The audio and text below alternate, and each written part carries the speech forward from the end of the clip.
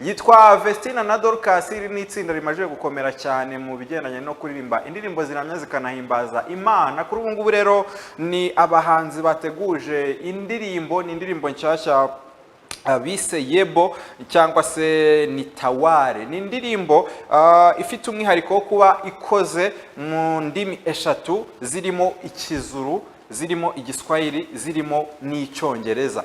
Indirimbo rero batangaje mu kanya kashize ko iyi ndirimbo izajya hanze mu minsi ya vuba, ni nyuma y'amakuru menshi amaze iminsi avugwa kuri aba bombi, ariko by'umwihariko ku witwa Vestina Ishimwe. Ni n'amakuru ngiye kugarukaho mu buryo buvunaguye mu minota mike kabisa, kuko nabonye abantu benshi bakomeje kugenda babyibazaho, abenshi bakomeza kugenda bavuga bati ubundi bimeze gute. No kuvuga ngo amakuru ahari nuko uwitwa Idrissa Ouedraogo yasezeranye n'uwitwa Ishimwe Vestine, basezeranye ku munsi w'ejo hari ku itariki 15.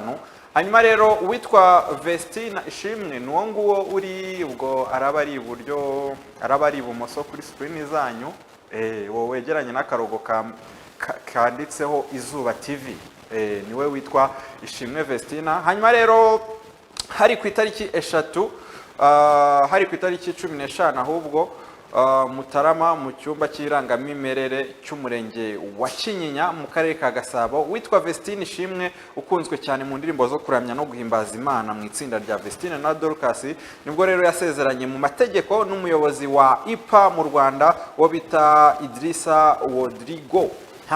Hanyuma rero ni ukuvuga ngo uyu musore cyangwa se uyu nguyu wasezeranye na Vestina, ni umusore bivugwa ko afite imyaka 36 y'amavuko, kuko yavutse ku itariki 21 Mata mu mwaka w'1989. Hanyuma rero Ishimwe Vestine we akaba afite imyaka 22 y'amavuko, mu gihe nyine aba bombi barushanwaho imyaka igera kuri 16. No kuvuga ngo amakuru atugeraho muri aka kanya avuga ko nyuma y'urukundo rw'aba bombi Idrissa yishimiye ababyeyi ba Vestina Ishimwe cyane ko yari atuye hafi y'i Musanze, nyuma akaza no gufasha uyu muryango nyine kuba wakwimuka bakava aho bari batuye bakimukira nyine mu yindi nyubako ijyanye n'igihe. Uyu musore rero ni umuyobozi mukuru ushinzwe gukurikirana ibikorwa bya IPA mu Rwanda, mu gihugu cya Burkina Faso, akaba ayoboye umuryango mu bihugu 16 birimo n'u Rwanda. Afite uburambe bw'imyaka irenga 5 akorana na IPA mu mirimo igiye itandukanye. Uyu Idrissa rero yakoze ku mishinga irenga 10 muri iyi IPA nyine abereye umuyobozi ku nsanganyamatsiko zigiye zitandukanye zirimo guteza imbere ubuzima bw'abana bato, gahunda z'imibereho myiza, umutekano, imiyoborere, ubuhinzi, uburezi ndetse n'ibindi. Uyu musore rero yageze mu Rwanda mu gihe gishize ubwo iki kigo nyine cyamutumye cyatangiraga gutera inkunga imwe mu mishinga iri mu karere ka Musanze. Ibihugu rero Idrissa twavuga ko ahagarariye harimo Burkina Faso, Kenya, Malawi, Cote d'Ivoire, Rwanda, Ghana, Tanzania, Liberia, Uganda, Mali, Zambia, Nigeria, Sierra Leone, Colombia, Mexico, Paraguay, Peru ndetse na Philippines. Hanyuma rero dukomeje kugenda tuvuga kuri aya makuru y'uyu Ishimwe Vestine. Aya makuru yakomeje kugenda nyine acaracara guhera ku mugoroba w'umunsi w'ejo, nibwo nyine byagiye byandikwa ku bitangazamakuru bigiye bitandukanye, ariko bamwe muri bo bakavuga bati aya makuru ashobora kuba ari ibihuha, kuko nta kuntu umwana w'umunyeshuri usoje CZM ejo bundi yahita ajya mu rugo, nta kuntu yahita nyine ajya kurushinga nyuma yuko nyine abantu bavugaga bati nibwo uyu mukobwa yarageze igihe cyo gutekereza neza ku mishinga, ku itsinda rye rya Vestina na Dorcas, bagatangira gutekereza neza ku miririmbire yabo. Rero bigatuma abantu benshi banibaza cyane ku hazaza h'iri tsinda, ndetse bakaba banavuga ko hashobora kuzazamo agatotsi nyine nyuma yuko byemejwe yuko yamajije kurushinga. So tubinyuzemo gake rero inkuru yuko nyine uyu muririmbyi yasezeranye yacicikanye ku munsi w'ejo hari mu ijoro ryo ku itariki 15. Bamwe nyine bibaza impamvu ku myaka ye afashe uyu mwanzuro ndetse bagahita banibaza ahazaza h'umuziki w'iri tsinda. Mu kiganiro gito rero umunyamabanga nshingwabikorwa w'umurenge wa Kinyinya yagiranye na bamwe mu banyamakuru bakora ibiganiro by'imyidagaduro, bamwita Havuguziga Ntabwiko, yahamirije ibinyamakuru bitandukanye ko uwitwa Vestina yarushinze imbere y'amategeko. Yagize ati ubukwe bwabaye rwose, bwabaye ku manywa y'ihangu, amadirishya n'inzugi bifunguye. Ati nakomeza nabaza abanyamakuru ati kuki mutabwitabiriye, ahubwo ati ibirenze kuri ibyo muzabaze ba nyirabyo. Uyu mugabo wa Vestina rero Ishimwe witwa Idrissa nkuko nari nabikubwiye, agize imyaka 36 y'amavuko. Urumva ko mu minsi ya vuba muri uyu mwaka araza kuzuza imyaka 37. Akaba nyine ari uwo mu gihugu cya Burkina Faso. Aba bombi basezeranye imbere y'amategeko ku munsi w'ejo. Ubwo rero abantu benshi nanone bakomeje kugenda bavuga bati bizagenda gute kuri iri tsinda. Reka mbikunyuriremo gakeya. Mu bihe bitandukanye benshi mu banyamuziki bagiye bafata inzira yo gushinga urugo, ntibakomeje kuba bahozaho nyine mu muziki, ndetse ingero nyinshi zirahari. Ushobora kukubwira ingero zirenze 5 zamwe mu bahanzi bagiye bakora ubu bukwe bikarangira nyine imbaraga bashyiraga mu bihangano byabo zibaye nkeya. Ariko kandi hari abagore bagiye bagira amahirwe yo gushaka abanyamuziki nyine bikababera inzira ahubwo yo gukomeza mu muziki mu buryo budasanzwe, bagashyiramo imbaraga. Ubwo ngubwo ahangangiye kuguhereza ingero nakubwira abarimo Clarisse Karasira, Butera Knowless, Beyonce, Celine Dion ndetse n'abandi. Ni ukuvuga ngo rero bivuze ko iyo umugore agize Imana akarushinga n'umugabo wumva neza umuziki, bimworohera kuba yakomeza kugera ku nzozi ze. Uyu rero Ishimwe Vestina turi kugarukaho no muri aka kanya, asanzwe akora umuziki ari kumwe n'umuvandimwe we Kamikazi Dorcas. Nuriya bajya bavuga bati Dorcas ni uwuhe, Vestina ni uwuhe, bamwe bakajya batebya bati Vestina nuriya uri kumwe na Dorcas. N'abakobwa rero bagiye bigaragaza mu myaka 3 ishize bari mu muziki. Ubibuke mu ndirimbo zirimo nka Ihema, Simpagarara, Adonai ndetse n'izindi.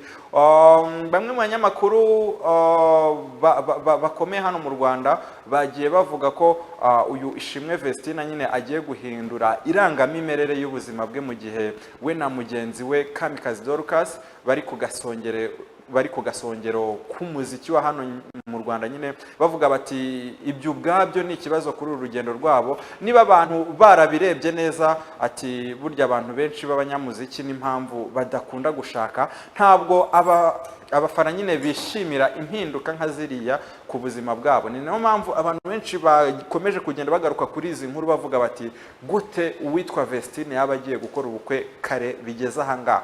Hari abantu rero abantu bamwe bakomeje kugenda bavuga bati hari abantu baba baragukunze kubera ko ugaragara mu Rwanda. Abantu benshi bajya bagira impinduka mu buzima bwabo ku buryo nyine abahanzi benshi bagiye bashaka usanga bibagiraho ingaruka zo gutakaza ikintu gisa nk'igikundiro. Ugasanga abantu benshi bagiye banga bamwe mu bahanzi bakundaga kubera ko bashatse, kubera ko batangaje ko bari mu rukundo. Hanyuma rero kuba Vestina agiye kuba yashinga urugo, abantu benshi batekereza ko bigomba kugira ingaruka ku muziki w'iri tsinda rya Dorcas na Vestina mu buryo bugaragara. Nyine impinduka nyine zigomba guhita ziba. Benshi bakomeje kugenda banavuga bati guhindura ubuzima ugashaka umugabo ni byiza, ariko nyine bigomba kugira ingaruka mu muziki wabo. Hanyuma rero abenshi bakomeje kugenda babibazaho byinshi, banavuga bati n'uyu nguyu murumuna we byanze bikunze ashobora kuba afite gahunda, ariko ayo makuru ntawe uyafite. Ariko kandi umuntu ugeze mu rugo ntabwo aba akiri uwe ngo yigenge, aba afite kuba nyine afite umureberera cyangwa se uwo bafatanya. Umuntu muri kumwe nyine sinahamya ko kuba wenda wajya muri studio buri kanya, kuba wakora ibikorwa by'umuziki uko ubishaka, simpamya ko ari ikintu nyine kiba kigomba kubaho. Hanyuma rero uriya mugabo wo muri Burkina Faso we rero tugiye kumugarukaho. Ikintu twavuga nuko nyine we azashyigikira ibikorwa by'uyu mukobwa kubera ko yanamukunze ari mu muziki. Anavuga ko impamvu yamukunze cyane ari imiririmbire ye idasanzwe. Rero ibi rero ni ibintu bibaho cyane. Ubundi reka tubwire uyu Vestina Ishimwe azagire urugo rwiza. Ariko nanone hari amakuru menshi nakomeje kugenda mbona ahwihwiswa nubwo nta gihamya aya makuru yaba afite, bavuga ko uyu mukobwa yafashe umwanzuro kuba yajya nyine mu murenge n'uyu musore nyuma y'uko yaba yaramaje kumenya ko atwite. Ibi rero ntabwo abantu benshi babihagazeho kubera ko nta gihamya gihari, ariko nanone amakuru aravugwa kandi nta nduri ivugira ubusa ku musozi. Ku munsi w'ejo nibwo amakuru yakomeje kugenda caracara hirya no hino, abantu bamwe bavuga bati uyu mwana aracyari muto cyane, ntabwo ari ngombwa ko mwavuga ko agiye gushinga urugo. Hanyuma rero ni byinshi twamuvugaho. Tambwe ku buhanga bw'ibyuma, sinzi niba afite video yiwe ari mu rukiko wenda ngo ayidusangizeho gatoya, ariko niba itari hafi tudaza kuyibereka, n'ubundi ntarirarenga. Ni amashusho nyine yakomeje kugenda kwirakwizwa n'abantu batandukanye, aho nyine uyu Vestine yarari mu rukiko n'uriya mugabo we Idrissa. So ariko n'andi makuru y'ikiganiro yo aracyakomeza, turacyafite inkuru nyinshi zo kugenda tuvugaho, ariko ntabwo turi buze kwibagirwa ko dufite gushyiramo za ndirimbo mwagiye mudusaba. Hari abantu benshi bakomeje kugenda batwandikira batubwira bati dukeneye izi ndirimbo, dukeneye ko mutubwira kuri aya makuru. Uyu nguyu nawe yagize ati salamu Musa, ati tuguhaye ikaze. Ni Eric Hanihuye, indirimbo yitwa Sinzahera ya Bushari Ntibure Brother, ati turakwemera. Uyu nguyu yagize ati nitwa Prince Ndikabuga hitwa Kiradiha, ati wantamo si ibyanjye ya mpano, ati nkatuye mama. Reka nizere ko yakabonye. Yagize ati mama we yitwa Françoise, ubwo nyine yakabonye, nizere ko byamushimishije cyane. Hanyuma uyu nguyu yagize ati nshaka single by Ultra Nice please, nubwo ativuze, ariko uyu nguyu yagize ati nitwa Pasi, ati ndagukurikiye cyane, asante sana. Uyu nguyu yagize ati hello ni Mayere, ati mperereye Cyahinda, ati ntihabure indirimbo ya Juno bita Shenge. Nanakubitsa ko iyi ni indirimbo nshyashya y'uwitwa Juno Kizigenza. Hari abahanzi benshi bamaze gusohora indirimbo nshyashya muri uyu mwaka, hari abahanzi bakomeje kugenda bashyira indirimbo hanze. Mu kanya gato yendaza kukwereka indirimbo y'umuhanzi Philipita, indirimbo nayo yashyiriye amashusho hanze ku munsi w'ejo ku mugoroba, indirimbo yise Tumwe. So iyi ngiyi rero niyo video nakubwiraga y'uyu mukobwa Vestine Ishimwe, byamaje kwemezwa nyine ko yasezeranye imbere y'amategeko n'uyu mugabo Idrissa. So nuko rero byari byifashe ku munsi w'ejo, ariko nubwo mubona aya mashusho ntago byari byemewe gufata amashusho mu rukiko. Ni nayo mpamvu nyine amashusho mubona atagaragara neza, bigaragara ko nyine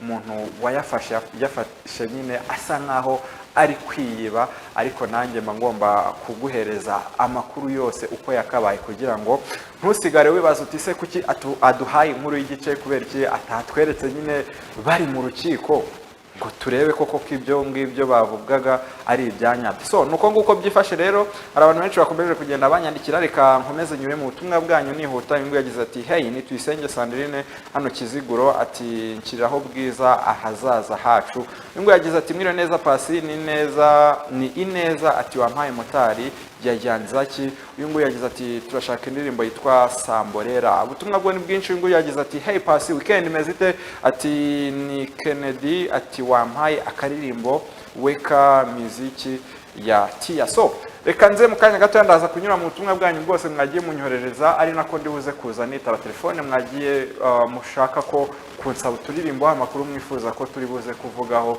Nkubutsa ko ndacyari kumwe na Tambwe ku buhanga bw'ibyuma, niyo mpamvu agiye kubanza kuduhereza tumwe mu turirimbo mwadusabye. Turareba indirimbo ebyiri ngaruke n'andi makuru n'izindi gahunda z'ikiganiro iStars Show.